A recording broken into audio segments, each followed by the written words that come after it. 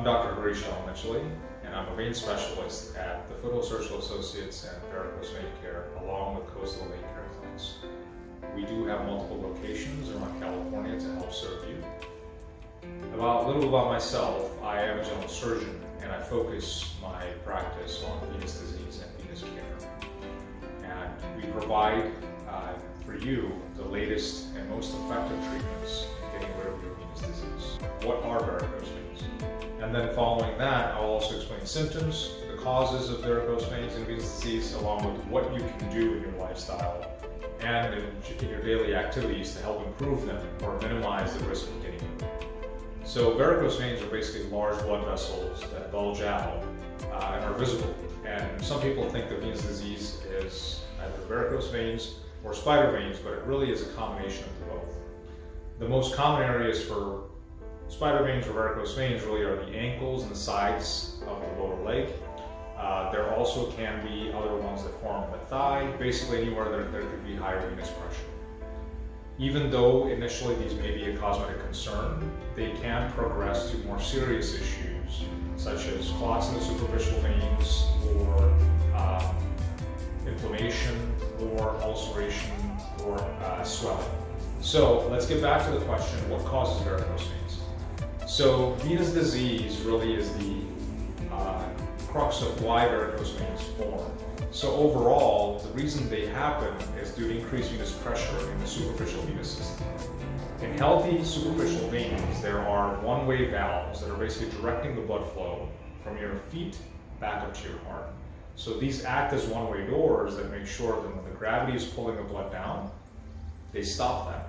So when the gravity is pulling it down, these valves close, the blood stops flowing back down, and then flows back in the right direction.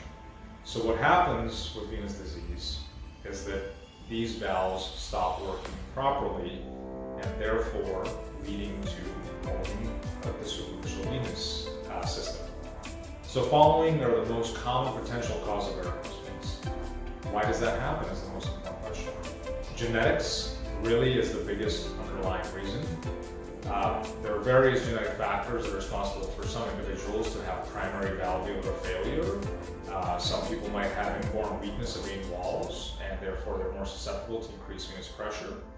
The next thing is the work that you may do. If you are on your feet quite frequently, that may cause increased pressure that builds up over time and therefore makes the venous walls weak and the valves fail. The sex, females tend to have a few more issues with venous disease because of the hormonal changes, such as pregnancy, menopause period, premenopause, and wherever hormones fluctuate, that's where there seems to be an increased preponderance of venous disease. Specifically pregnancy and menopause, this is overall a common time in a woman's life that varicose veins may form. However, pregnancy does seem to speed up some of these issues. The biggest reason is not only the difference in hormonal factors, but however also the significant increase in overall body volume. So women tend to have almost 50% increased body volume, which of course their superficial venous system is not made to handle, and therefore the valves tend to fill and the veins bulge. The other issue could also be the uterus weighing down on the veins, which causes increased pressure.